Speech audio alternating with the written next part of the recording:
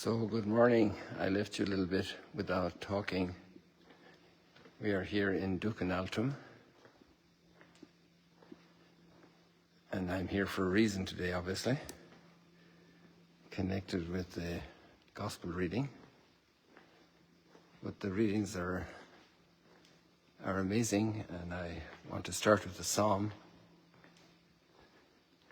Since the lake is down about almost 3 meters, I didn't check the exact measurement, but it's down very low. It's harder to see the boat floating on the Sea of Galilee, although that's almost there. So our boat altar is here, made of Lebanese cedar. Oh, that's good.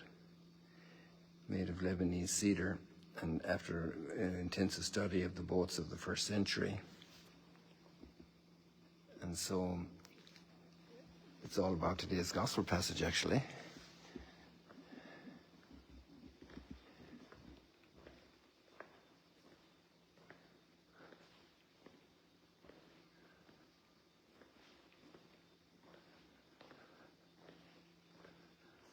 And we have this nice experience outside of beautiful, beautiful sky.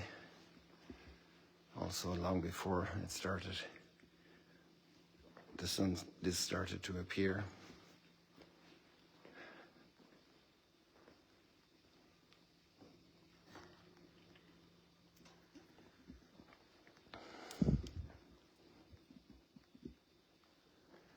With the reflection here of the sun. So I want to go to the text of the readings today, and we're going to start with the psalm. The Lord has made known his salvation.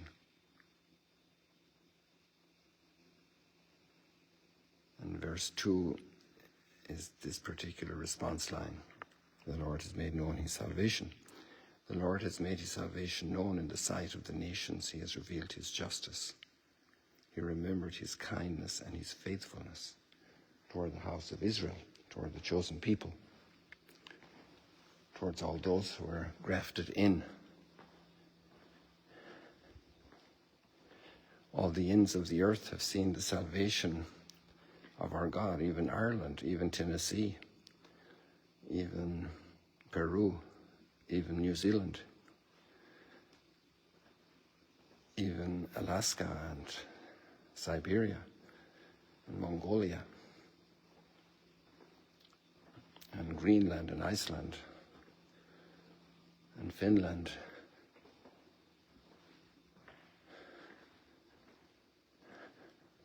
The Lord has made his salvation known to the ends of the earth, his kindness, his goodness. Sing joyfully to the Lord, all you lands. Break into song, sing praise. Sometimes we're tied in our little boat in discouragement. I mean, we don't even want to get up on the boat and go about our role and our responsibilities. We are happy to be sitting in the middle of our discouragement, of our sadness, of our failure. There's quite the contrast then as the story turns around, and Peter has a great motion in his heart.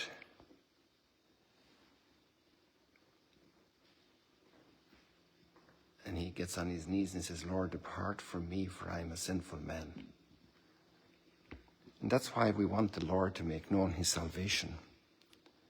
Because we are often, and all of us, in different ways, immersed and in the rut of habits that ruin us. This is the course of history, the course of human life, the challenge. And then Jesus says to us, Duc In Altum, go out into the deep. So we started off this video this morning with Duc In Altum, entering the building with that phrase written on the outside, go out into the deep, a word of encouragement. It might look like Jesus just having to solve a practical problem of being able to speak to the people. Sometimes I have the nerve to say that Jesus couldn't teach the crowd at the lakeside because they were all trying to take selfies with him. And he asked Peter to let him teach from his boat. Many little things practically happen in life, and we think that's kind of the meaning of the moment, but actually there's a bigger meaning going to happen. And Peter is there in his boat, so content that Jesus in his boat and all the world around him. He's the center of attention. Everybody's envious that Jesus isn't in their boats. Flavius Josephus speaks about 240 boats. Lots and lots and lots of boats. It's a fishing town where they're processing the fish for export to Rome. With Peter inside his heart, despite the fact that he's very content that everybody thinks he's the greatest dude in the world, he's a failure because he has failed to fish. And these are the deeper needs that Jesus has in his heart, not just to address the crowd and use Peter's boat, but to bring Peter out of his slump, to show Peter that he will see the salvation of the Lord. And this is marvelous. He wants everyone to see the salvation. He wants everybody to come out and to not be afraid and to go out into the deep. Because he has great depths of kindness and faithfulness. The Lord is kind and faithful. We cannot measure his kindness and faithfulness except by our own need and how he comes to help us. And so let's go down a little bit more here then I want to go to another part. So we go from Peter's brokenness into the letter of the Colossians. And this is an incredibly powerful passage. Yesterday we had the opening passage, the first 8 lines, and now we're going to go to the next ones. From the day we heard about you, we do not cease praying for you. Now, when you pray for your children, when you pray for your neighbors, when you pray for people that are dear to you, what do you pray for?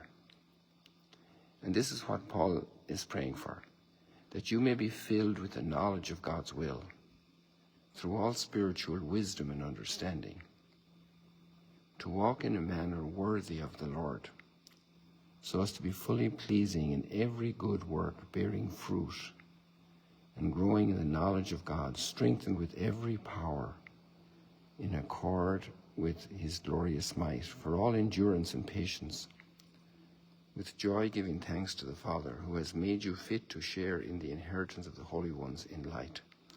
That's quite a sentence, isn't it? I don't know if you remember in school, I wonder if they do it anymore, to parse sentences.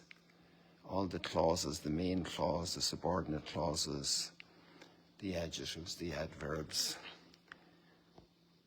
And then if you're studying a different language like Latin, you have all the different cases and tenses of the nouns and the verbs. And if you were to read that text in Latin or Greek, it would have so much more complexity and richness and nuance. And all these things, if we were to parse each word and each phrase and each concept, and to say, this is the content of my prayer for my beloved people, for my beloved family, for my neighbors, and for all of humanity around the world. What a way to pray. And in this big statement, he delivered us from the power of darkness, of discouragement, of sadness, of dependencies, of enslavements, of addictions, and transferred us to the kingdom of his beloved Son, in whom we have redemption, the forgiveness of sins.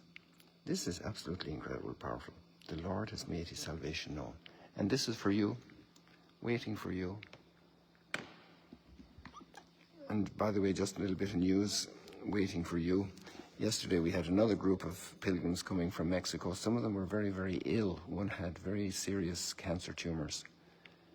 I think these people made a lot of sacrifices to rustle together the resources to buy the ticket and to come here.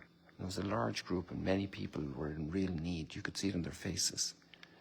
And they had maybe help from their family members, maybe help from a good neighbor, a cousin, and they arrived here with great faith, and they were praying. And we had so many visitors yesterday, it was amazing. Also a man from Minnesota who was deeply touched here.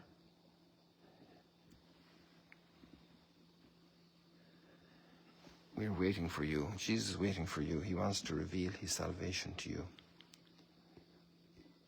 God bless you. See you later, alligators.